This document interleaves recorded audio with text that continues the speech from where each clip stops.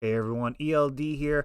Let's talk about the banned list for Legacy. Now, right up front, I don't usually talk about banned lists. I think overall, as a player, my job is to win when I go to a tournament. And if I don't like the cards that my opponents are playing, I mean, that's just irrelevant. My mission is to win. So seems to me like getting into a boxing match and complaining about my opponent punching me in the face. Like, yeah, they're trying to beat you. Like, you're not supposed to be happy about losing. Like, you're supposed to try and figure out how to outplay your opponent and find ways to win.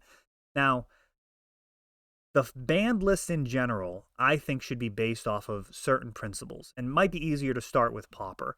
There's a new committee that's just been formed for Pauper, and they've already started trying to clean things up a little bit, advising for some bannings. What I would love to see from them is a mission statement talking about what they're trying to achieve. For example, if I had to come up with one rather quickly, I would say Pauper is supposed to be a format where you get to play with cards throughout the entirety of Magic history, an eternal format where you're playing with commons, and it's going to be impressive how powerful the decks are. The goal shouldn't be some type of perfectly balanced metagame or anything like that. It should be when you play a pauper deck versus somebody's kitchen table deck. They're like, what do you mean that was just commons? Like, you just smoked me. I'm playing mythics. I spent hundreds of dollars on booster packs, and you're just going to roll up here with a deck that's worth $30 that just crushes me with just commons? Like, that is mind-blowing, something that'll open people's eyes to what competitive Magic and deck building looks like. Legacy, on the other hand, should be an eternal format. Priority on the fact that those older cards are part of Magic's history, and this is the place where you get to play them. So if new cards come out and those cards are a problem with an old card, the new card, that's going to be the one that gets the axe. We're not going to be getting rid of Brainstorm or Daze or cards that have been around forever. That is the home for those cards. Legacy would be the place where you can play with all but the biggest mistakes in Magic.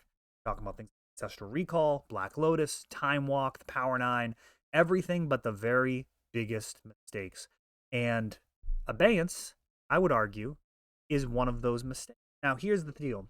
This card is one of the only examples left of power level errata. If we take a moment to read it, till end of turn, target player cannot play instants, interrupt sorceries, or abilities requiring an activation cost. Draw a card. Take a look at Null Rod. Same wording. Here's the problem. Abeyance has been errated, and as we can see, says that aren't mana abilities. So, if I have a Mox Jet or a Mox Opal, let's talk specifically about Legacy, I've got a Mox Opal out, I can tap it under Abeyance, but I can't tap it under Null Rod. That is the same exact wording on the card itself, requiring an activation cost. They tacked on mana abilities to Abeyance because what that would do is it would stop you from tapping your lands for mana. So you wouldn't be able to do things like cast creatures. Now, you're not supposed to be able to cast instants. Well, interrupts aren't a thing anymore, but those are now instants sorceries. But you wouldn't be able to cast creatures during your main phase. Of course, you can always respond to this with instants during your upkeep, as presumably when they're going to be playing this card. And if it worked as printed, I think it ends up getting banned. I think in 1v1 Magic, Abeyance ends up essentially being a Time Walk, and a deck that can chain these together would be absolutely brutal. I mean, obviously things like Isochron Scepter people will go back to, but just in general, this could be a very, very potent Magic card, very similar to Time Walk. The only thing that you can do is attack, and I imagine that this card would end up getting the axe out of Legacy if it functioned as written. And all I'm saying is it should function as it's written. If it ends up being too good for Legacy, go ahead and ban it out of Legacy. But where it would actually start to see play is Commander, where you can actually pick a specific person. Now, right now, Abeyance doesn't see play in Legacy pretty much at all. We've got Silence, Veil of Summer, all sorts of different one-mana spells that are going to do this job. Things like Defense Grid. This card is not seeing any substantial play in Legacy, so we would be losing nothing out of the format. But the integrity of the format would be restored to the degree that it's harmed by this power level errata, and Commander players would get a really powerful card to pick on just that one guy in particular, which, I mean, there's definitely a lot of Commander players that would want to do that. Just single one person out for one turn, say no, and get to draw a card. And in a 4-player game, that is not insanely game breaking. That's powerful, worth sleeving up, places itself, so it's fairly low deck building costs. But at the end of the day, Legacy loses nothing, gains the ability to kind of point towards the integrity of the way the rules are set up, where they're not errattering cards for no reason. And that is my 2 cents on Abeyance. I would like to see it restored to its actual functionality. This has been an issue, since like, I don't even know, the late 90s or something. I think the 6th edition rules update, I think, is when they changed this. But it always has bothered me, and I don't know that I've ever fully expanded on it to make it clear to people that Abeyance and Null Rod have the same exact text on the cards. They function not at all the same when it comes to things that produce mana, and I think that's BS, and they should just fix it. There was a bunch of power level errata back in the day, things like I think Great Whale and cards where it's just like they changed it to if it's from your hand, and I mean that was all just nonsense. They ended up getting rid of all of that. Priest of Gix was another one. So they've gotten rid of that. Other thing, mana drain.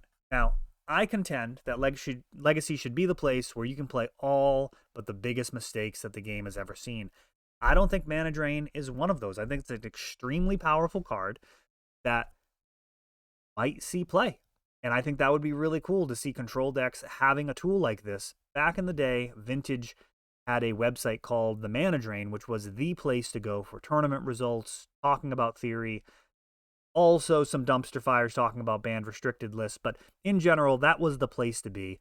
And it would warm my heart to see Mana Drain restored, because at this point, Legacy is what Vintage used to be in terms of community. It's the older player base, the people that are dedicated, considering themselves Magic players. They're invested in the format. Vintage lost a lot of that with proxies because you didn't actually need to own the cards to consider yourself to play the format. You didn't have to actually commit and invest. You could just proxy things, whereas Legacy largely doesn't allow that, and people end up really identifying as a Legacy player because they own Legacy cards. So when there's a Legacy tournament, you find the time to go play because that's what Legacy players do. So let me just break this down here. Mana Drain, I don't even think would be a top 5 counter, maybe not even a top 10 in Legacy. I mean, Mana Drain, very powerful, but obviously Force of Will, absolutely a better card. I don't think Force of Negation is debatable either. Daze totally outmaneuvers it. When we're talking about a 2-mana counter spell, that is a bunch of mana. Flusterstorm makes that look very, very bad. As evidence of this, Mana Drain sees virtually no play in Vintage right now. I mean, cards like Pyroblast, Red Elemental Blast, Veil of Summer, all of these cards are way better than Mana Drain, and occasionally Counterspell will see some fringe play in Legacy, and Mana Drain would certainly bump that out. I mean, Mana Drain's absolutely way better than Counterspell, but for the most part, 2-mana counters are clunky and not something that we see used at all. Maybe this would be the exception, and I think it would be fun for deck builders. I can imagine mana draining some of those high-costed spells. Obviously, Murktide Regent would be the one of the absolutely ridiculous ones. Getting 8 mana out of that, you could do some pretty sick things. Perhaps involving Karn, you might be able to drain something, play Karn, and have counter magic up moving forward. Overall, I think it would be very interesting to see in Legacy. I don't know the best way for them to implement that, if it's just a straight up unbanning, if they would take a look at doing something on a temporary scale, say, for the next 3 months, Mana Drain's going to be unbanned. There's a lot of different ways that Wizards could handle the format, and I would love to see, as a mission statement, trying to have as many cards legal in the format as possible. And I think that would be a good goal for the format, to bring back a card like that is iconic, that no longer has supply issues at all. I mean, you can find Iconic Masters and Commander Legends Mana Drains no problem. So it's not like we're just dealing with a Legends and Italian Legends print run. This could absolutely be part of the format. Certainly price is not the consideration there. We've got cards like Tabernacle that are legal, and yeah, I think Mana Drain would be a welcome card in Legacy. Let me know your thoughts about these two. Abeyance, so my take, let's see Abeyance returned to its actual printed wording and function just like Null Rod, and probably have to ban that out of Legacy, and Mana Drain unbanned. That's what I would like to see. Overall, I'm looking forward to seeing the responses, and I just wanted to make that clear for anybody that wasn't necessarily up to speed on what I meant by that. So thanks for watching, and let me know in the comments below what your take is.